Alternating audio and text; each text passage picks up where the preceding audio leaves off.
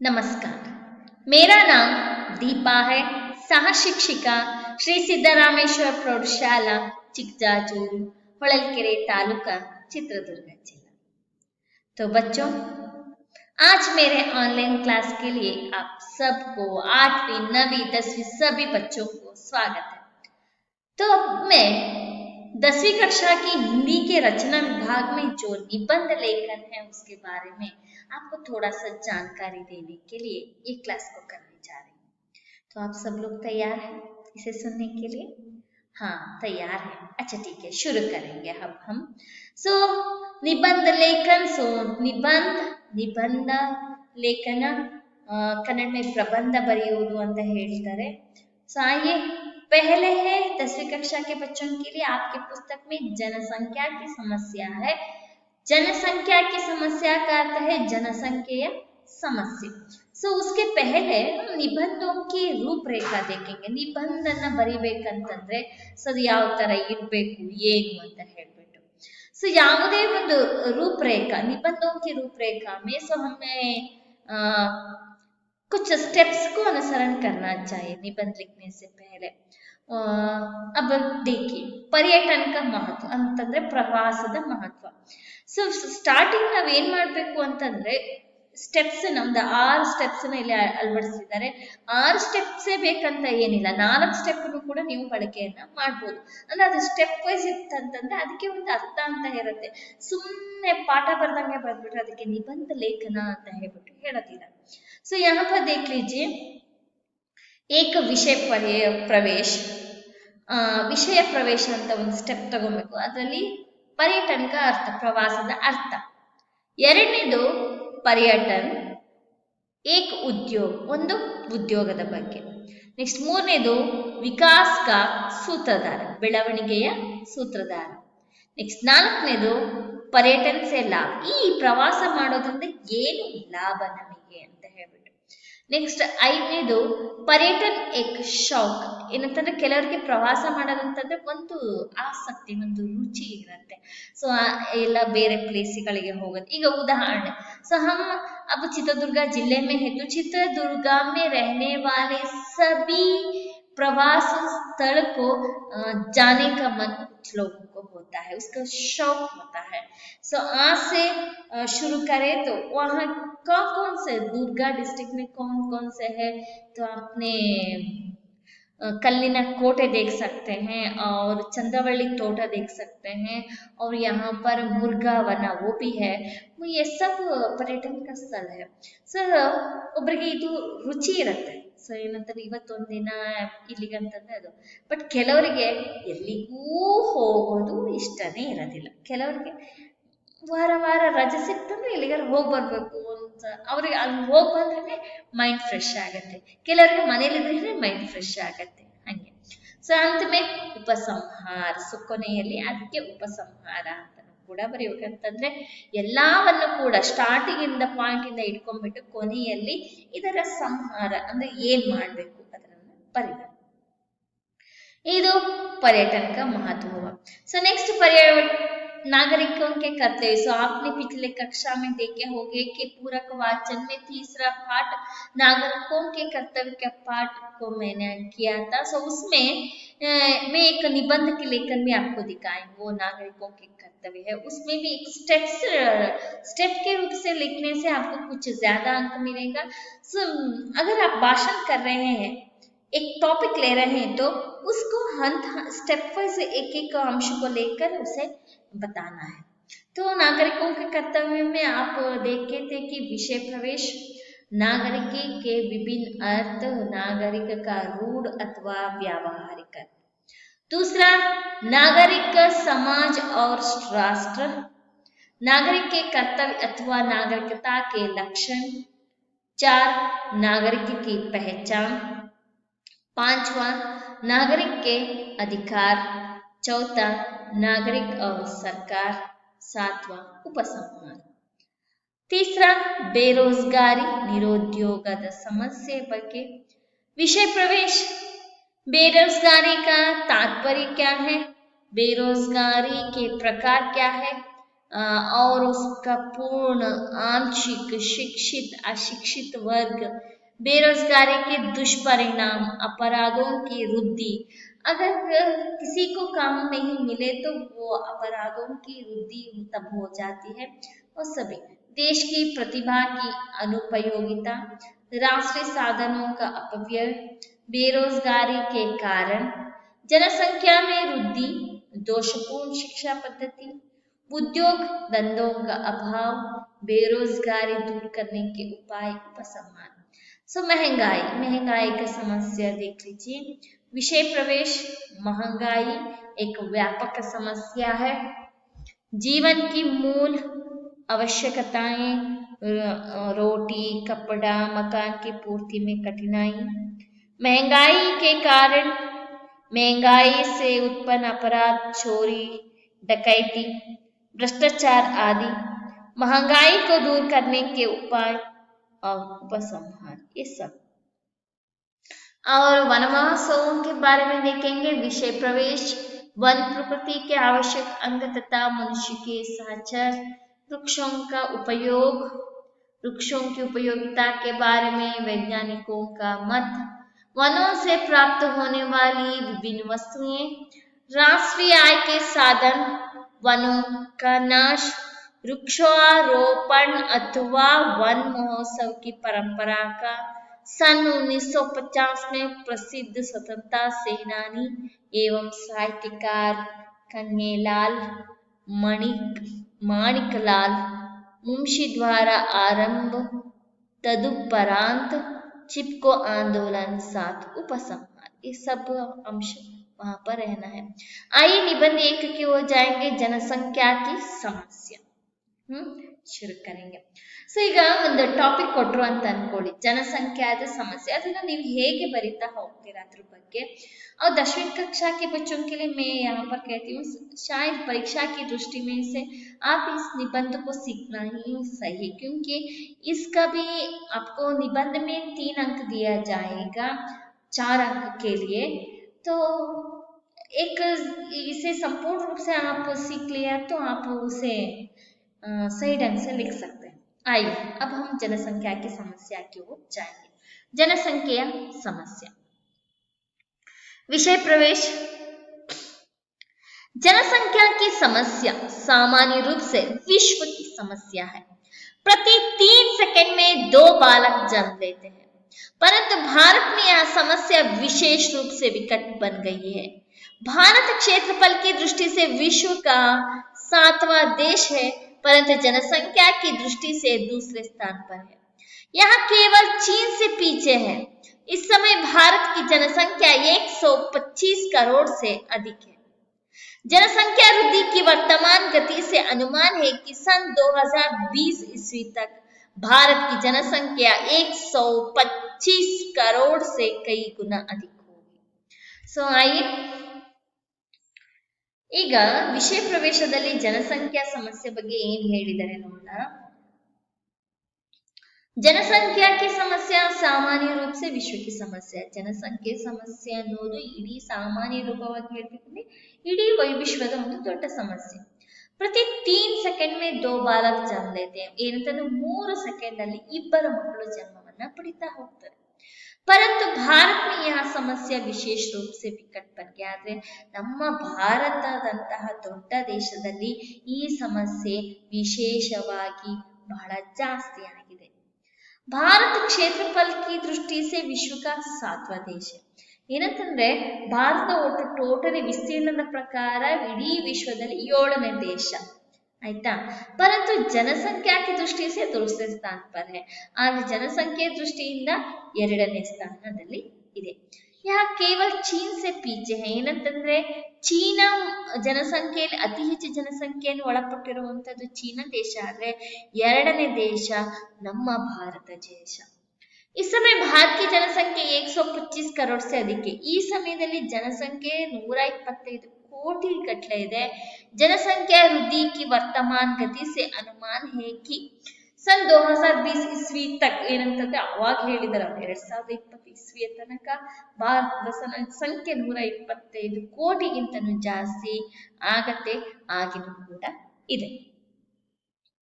So ಇಲ್ಲಿ ಭಾರತದ ಕ್ಷೇತ್ರಫಲ, ಈಗ ಒಂದು ಉದಾಹರಣೆ, ಒಂದು ಮನೆ ಇದೆ ಅಂತ ಅನ್ಕೊಳ್ಳಿ, ಅದರಲ್ಲಿ ಕೇವಲ 4 ಜನರಿಗೆ ಮಾತ್ರ ಇರುವಷ್ಟು ಜಾಗ ಇರುತ್ತೆ. ಅದ್ರ ಮೇಲೆ ಒಂದು ಚೂರು ಕೂಡ, ಒಂದು ಪಾಯಿಂಟ್ ಕೂಡ ಜಾಸ್ತಿ ಇರೋದಿಲ್ಲ. ಆ 4 ಜನದಲ್ಲಿ ಇನ್ನೊಂದು 4 ಜನ 8 ಜನ ಆಗ್ಬಿಟ್ರೆ ಆವಾಗ ಏನಾಯ್ತು, ಮನೆಯಲ್ಲಿ ಜನಸಂಖ್ಯೆ ಆಯ್ತು. ಅಂದ್ರೆ ಒಂದು ಮನೆಯಲ್ಲಿ 4 ಜನ ಇರಲಿಕ್ಕೆ ಜಾಗ ಇದ್ದಾಗ ಇನ್ನು 4 ಜನ ಎಕ್ಸ್ಟ್ರಾ ಬಂದಾಗ ಸೊ ಕ್ಷೇತ್ರಫಲದ ಜಾಗನ ಮೀರಿ ಹೋಗತ್ತೆ. ಸೊ ಅವಾಗ ಎಲ್ಲಾಗತ್ತೆ ಅಲ್ವಾ? ಸೊ ಅದರಿಂದ ಜನಸಂಖ್ಯೆ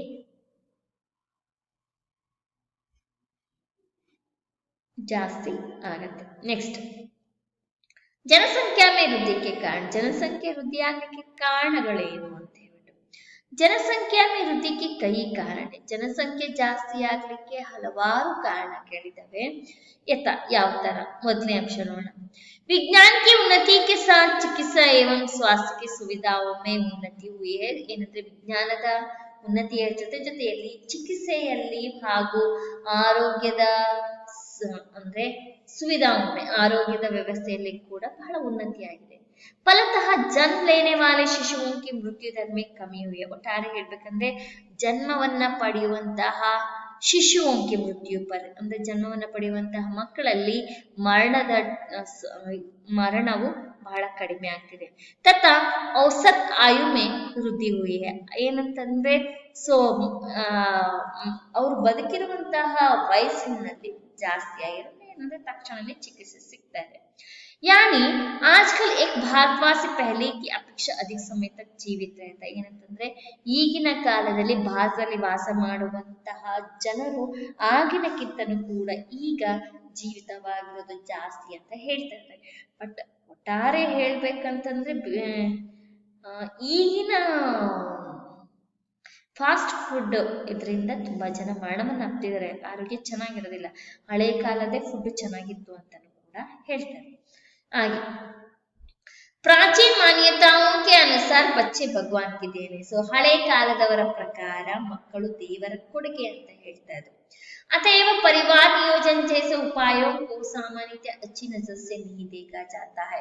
ಸೊ ಏನಂತಂದ್ರೆ ಫ್ಯಾಮಿಲಿ ಪ್ಲಾನಿಂಗ್ ಅನ್ನೋದರ ಉಪಾಯವನ್ನ ಸಾಮಾನ್ಯವಾಗಿ ಒಳ್ಳೆಯ ನೋಟದಿಂದ ನೋಡಲಾಗ್ತಿರ್ಲಿಲ್ಲ ಅವಾಗೆಲ್ಲ ಅಂತ.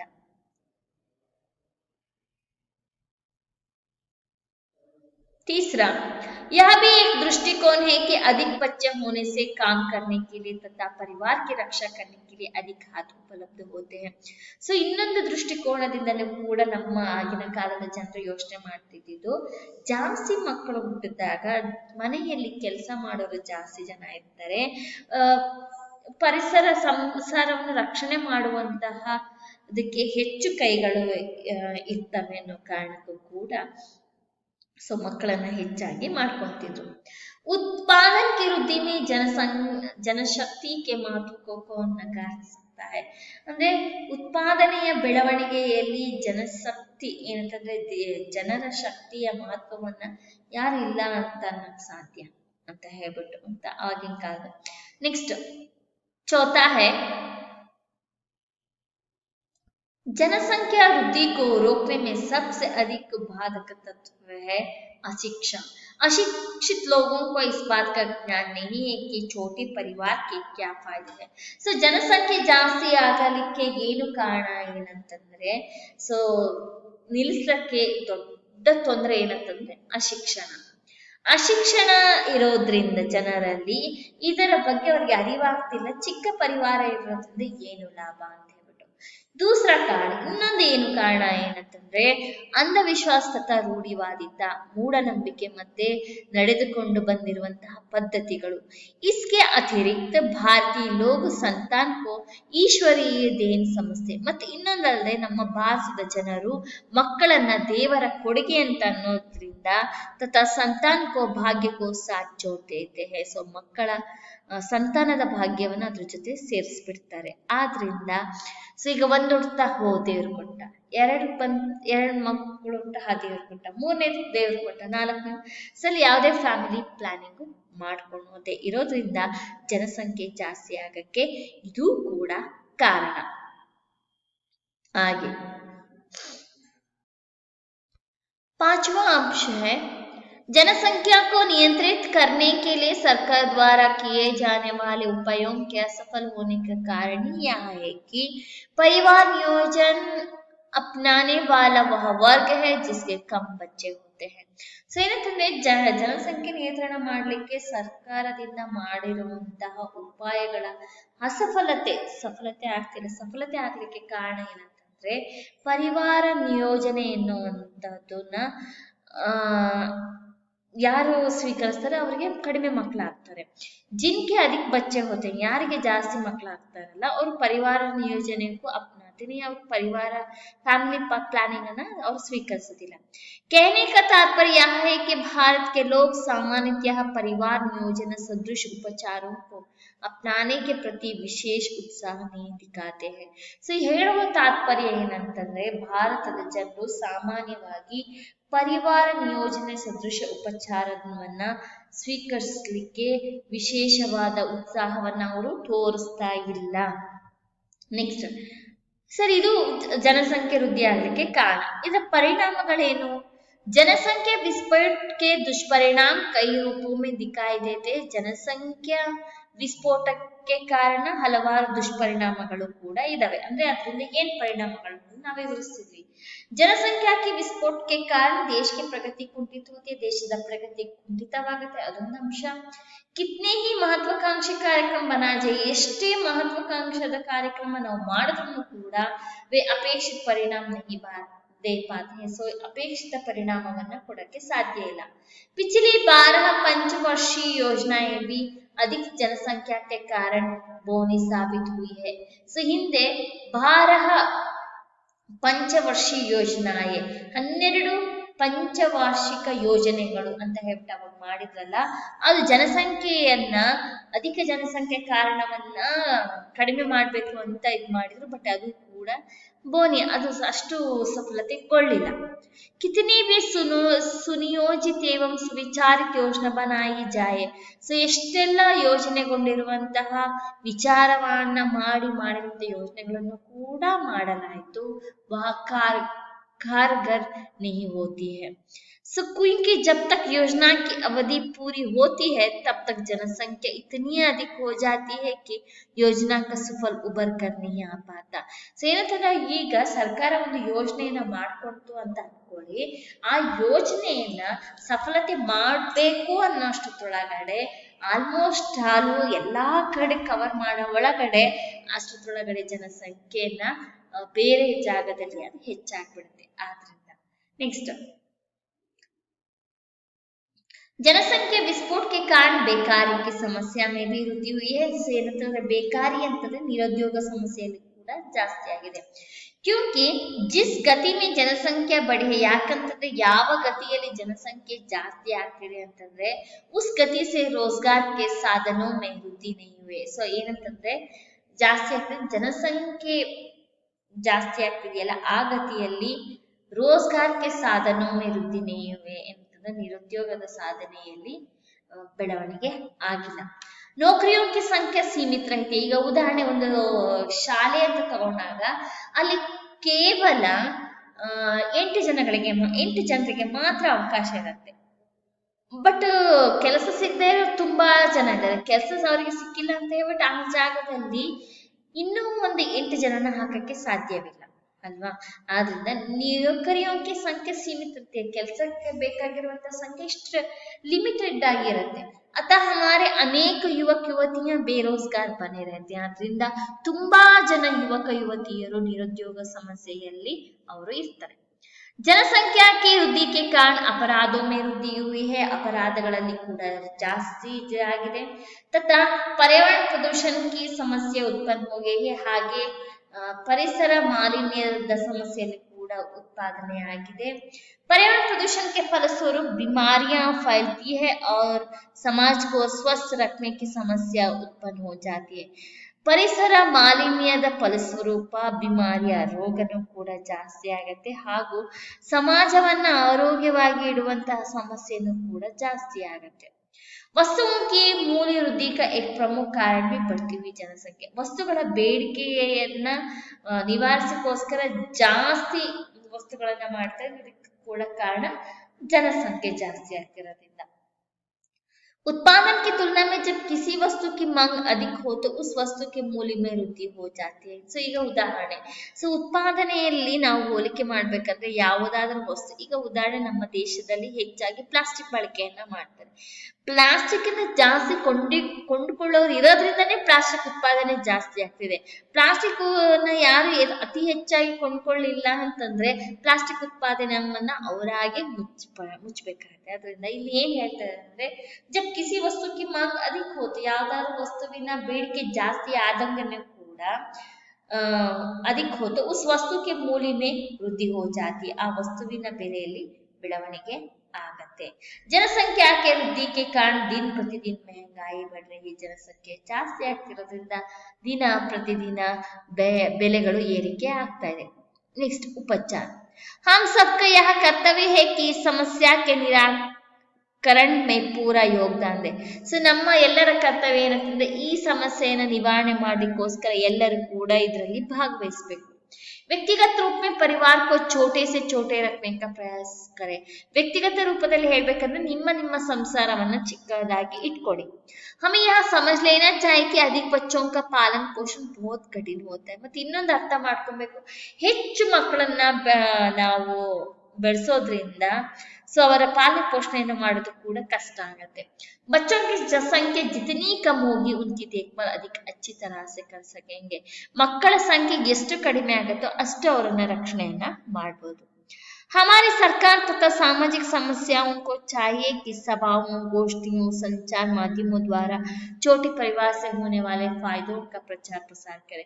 ನಮ್ಮ ಸರ್ಕಾರ ಮತ್ತೆ ಸಾಮಾಜಿಕ ಸಮಸ್ಯೆಗಳೇನಿದೆ ಏನ್ ಮಾಡ್ಬೇಕಂದ್ರೆ ಹಲವಾರು ಸಭೆ, ಗೋಷ್ಠಿಗಳು, ಸಂಚಾರ ಮಾಧ್ಯಮಗಳಿಂದ ಚಿಕ್ಕ ಪರಿವಾರವನ್ನ ಮಾಡ್ಕೊಳ್ಳಿ, ಅದರಿಂದ ಏನು ಅನುಕೂಲ ಆಗತ್ತೆ ಅನ್ನೋದನ್ನ ಪ್ರಚಾರ ಪ್ರಸಾರ ಮಾಡ್ಬೇಕು. कहने का तात्पर्य यह है कि ಹೇಳುವ ಅರ್ಥ ಏನಂತಂದ್ರೆ परिवार को सीमित रखने की मानसिकता का प्रचार हर स्तर पर किया जाए. ಪರಿವಾರವನ್ನ ಒಂದು ಲಿಮಿಟ್ ಆಗಿ ಇಡ್ಬೇಕಂತಂದ್ರೆ ಮಾನಸಿಕತಾ ಏಕ್ ಪ್ರಚಾರ ಹರ್ ಸ್ತರ ಪರ್ ಕಿಯಾ ಜಾಯೆ, ಮಾನಸಿಕತೆಯ ಪ್ರಚಾರ ಎಲ್ಲಾ ರೀತಿಯಲ್ಲಿ ಕೂಡ ಮಾಡಬೇಕು. ಜಿಸ್ಸೆ ಜನಸಂಖ್ಯೆ ನಿಯಂತ್ರಣ ಕೋ ಜೀವನ ಕಾ ಏಕ್ ಅವಶ್ಯಕ ಮಾನ್ ಲಿಯಾ ಜಾಯೆ. ಸೊ ಇದರಿಂದ ಜನಸಂಖ್ಯೆ ನಿಯಂತ್ರಣದಿಂದ ಜೀವನದ ಒಂದು ಅವಶ್ಯಕ ಅಂಗವನ್ನ ನಾವು ಅನ್ಕೋಬಹುದು. ನೆಕ್ಸ್ಟ್ ಕೊನೆಯದಾಗಿ ಉಪಸಂಹಾರ ಅಂದ್ರೆ ಅವಶ್ಯಕವಾದ ಅಂಗ ಅಂತ ಅನ್ಕೊಬೇಕು. ಸೊ ಅದನ್ನೆಲ್ಲ ನೆಗ್ಲೆಕ್ಟ್ ಮಾಡಬಾರದು. ಕೊನೆಯಲ್ಲಿ ಉಪಸಂಹಾರ.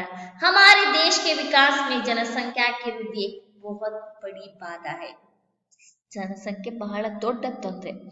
यातायात, शिक्षा, रोजगार आदि विविध क्षेत्रों में जनसंख्या ವೃದ್ಧಿ ಸಿರ್ದರ್ದ್ ಬನ್ ಗಯಿ ಹೈ.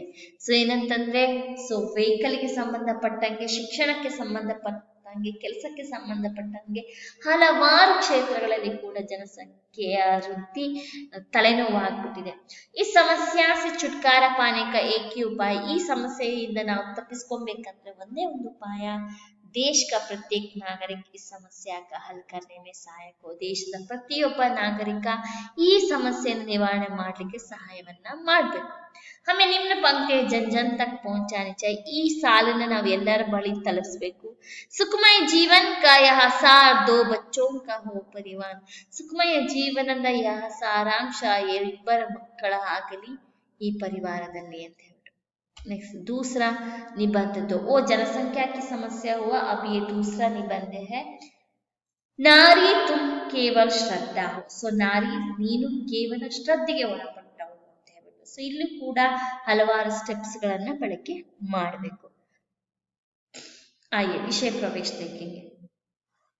ಭಾರತ में नारी का स्थान पूजनीय है. ಭಾರತದಲ್ಲಿ ನಾರಿಯ ಸ್ಥಾನ ಬಹಳ ಪೂಜೆಗೆ ಒಳಪಟ್ಟಿದೆ. इसलिए प्राचीन काल में यह नारी के प्रति श्रद्धा एवं भक्ति की भावना थी. ಆದ್ರಿಂದ ಪ್ರಾಚೀನ ಕಾಲದಲ್ಲಿ ಯಹ ನಾರಿಗೆ ಪ್ರತಿ, ಇದು ನಾರಿಯ ಪ್ರತಿ ಶ್ರದ್ಧಾ ಏವಂ ಭಕ್ತಿ ಕಿ ಭಾವನಾ ಥಿ, ಶ್ರದ್ಧೆ ಮತ್ತೆ ಭಕ್ತಿಯ ಭಾವನೆ ಆಗಿತ್ತು. पुरुष के जीवन में वह माता के रूप में, बहन के रूप में तथा पत्नी के रूप में अपना योगदाನ ನೀಡಿದೆ. ಪುರುಷನ ಜೀವನದಲ್ಲಿ ಆ ಮಹಿಳೆ ಆಗಿರೋಳು ತಾಯಿಯ ರೂಪದಲ್ಲಿ, ಸಹೋದರಿಯ ರೂಪದಲ್ಲಿ, ಹೆಂಡತಿಯ ರೂಪದಲ್ಲಿ ಅವಳು ತನ್ನ ಕೆಲಸವನ್ನ ಮಾಡ್ತಾ ಇದ್ದಾಳೆ. ನಾರಿ ಕೆ ಬಿನಾ ಪುರುಷ का जीवन अधूरा माना जाता है. ನಾರಿ ಇಲ್ದೇನೆ ಪುರುಷರ ಜೀವನ ಕಾರ್ಯ ಇದ್ದಂಗೆ ಅಂತ ಹೇಳ್ಬಿಟ್ಟು कहा गया है यत्र नार्यस्तु पूजन्ते रमन्ते तत्र देवता. ಸೊ ಇದನ್ನ ನೀವು ಅವಾಗವಾಗ ಕೇಳ್ತಾ ಇದ್ರ.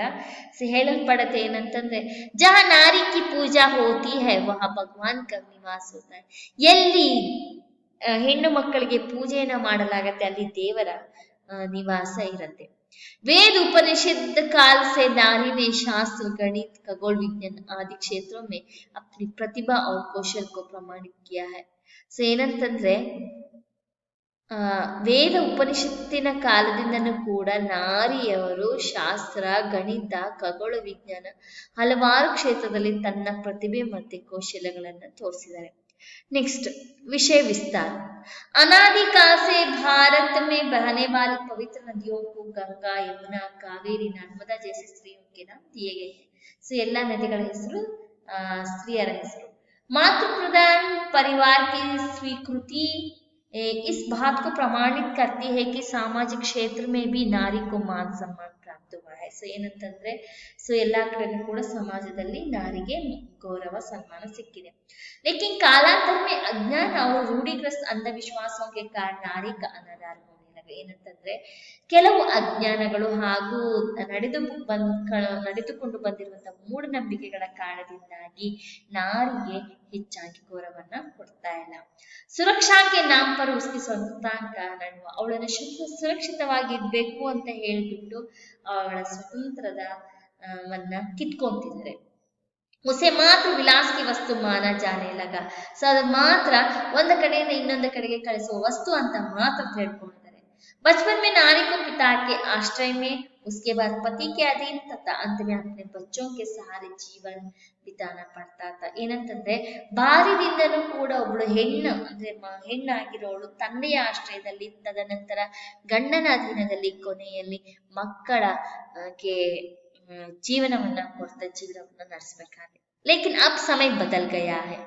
नारी की स्थिति में बहुत बदलाव आए हैं. आज की नारी स्वतंत्र रूप से आगे बढ़कर पुरुषों के कंधे से कंधा मिलाकर शिक्षा, चिकित्सा, विज्ञान, प्रौद्योगिकी, कला, साहित्य, संगीत और राजनीति आदि सभी क्षेत्रों में गणनीय प्रगति करे. ಆದರೆ ಆವಾಗಿನ ಕಾಲ ತರ ಅಲ್ಲ, ಈಗ ಕಾಲನೇ ಬದಲಾವಣೆ ಆಗಿದೆ.